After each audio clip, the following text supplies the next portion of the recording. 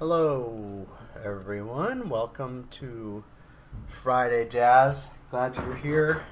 Glad I'm here. Glad we're here together. So, if you don't know, on Fridays I'm focusing on highlighting different parts of a book by a good friend and inspiration, Kirk Byron Jones. He's got a new book out called The Spiritual Treasure of Jazz, Wisdom that will make your soul swing.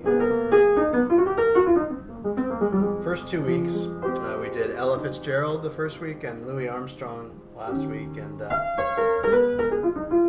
since I'm only doing this for the month of July, I'm skipping over a couple chapters. But I really recommend checking out. I recommend this book, and Kirk thinks the print version should be out soon, if it's not out already, but Kindle version is out. And skipped over a chapter on the legendary singer Jimmy Scott, who actually isn't all that well known to us anymore because he, as is typical of a lot of people from, a lot of African American artists from that era, he was subjected to some pretty unfair and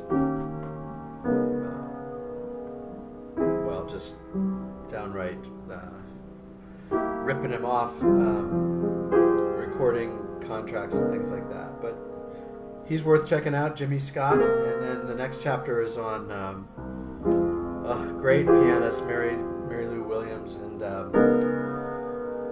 she was amazing, and she definitely worth checking her out. Both of them were very spiritual, deeply spiritual people, as really in their own ways all the folks we're lifting up are. Tonight, though, we're lifting up Billie Holiday. A lot of people consider her possibly the finest jazz vocalist of all time. She redefined what it meant to sing jazz, along with Ella Fitzgerald. They were contemporaries, and they actually were in competition with each other a lot of the time in different big bands. But Billie Holiday, in a lot of ways, she's really the first true example of the ones we've been talking about, of a tragic life that was deeply impacted by racism and sexism and poverty and addiction. All of those things played a role in her life. But I want to read a little bit of what Kirk wrote about her. He says how she embraced the totality of the human experience and didn't shy away from the difficult things, and also brought great joy to some of what she sang too. So Kirk writes, in John 8:32, we hear Jesus say, "You shall know the truth, and the truth shall make you free." I believe Jesus meant the truth of our total existence, the hallelujah and the horror, and all the spaces and places in between. Truth, our hurts are part of our wholeness. Truth, a heartache is still a sign of life. Truth, darkness, dark clouds are no less heavenly. Truth, troubles teach and struggles transform. Truth, no matter how deep the pain, God's love is deeper. Truth, just because you're still hurting doesn't mean the healing hasn't started. And then he writes this poem as a response to Billie Holiday's music. To ask God why is still to pray. So I'm going to play 4 songs of that Billie Holiday made famous in different ways. I'm going to start with one that's actually kind of seen a resurgence in recent weeks and months for some very sad reasons. It's a song called Strange Fruit, and I honestly had not heard of it until a couple months ago with resurfaced in light of the George Floyd killings. And it's a poem by a Jewish teacher and writer from the Bronx who wrote under the pseudonym Lewis Allen. And he wrote it in response to seeing the very famous picture of two African American young men lynched in a crowd of white people gathered around really celebrating it. And I was going to read the words, but I'll let you look it up. I really encourage you to look it up and look up Billie Holiday singing it. She discovered the song, and it was written in 1937. She discovered it in 1939, or it discovered her. She would end her set at a place called Cafe Society, where she had a steady gig for many years. She would end the night with this song. And if you've ever been to a cafe setting or a bar, nightclub setting of jazz, it's a very noisy and not always very respectful place. But she insisted that when she sang this song, the waiters would stop serving, and the lights would go down till there was just a single spotlight on her face. And she would sing this song, and then as the last notes were fading, the spotlight would slowly close off to darkness. And when the lights came back up, she had left the stage. It was very dramatic. Amazing when you see this song, and it's so powerful, and it's her record label, Columbia Records, wouldn't record it because it was they thought it would be too controversial, but they gave her a one recording session deal where she could go to a different company, and so she recorded it at a different company, and this became her biggest selling record. And it's just pretty amazing, sadly amazing that the struggle against racism and violence against people of color is not at all a new struggle, and amazing that this courageous artist recorded it. Anyway, that's enough talking, and then I'm going to follow that up with just 3 of her other songs. One's called Solitude, or In My Solitude. One's called Good Morning Heartache, and the last is what today is probably her most famous song, which is God Bless the Child. Start with Strange Fruit.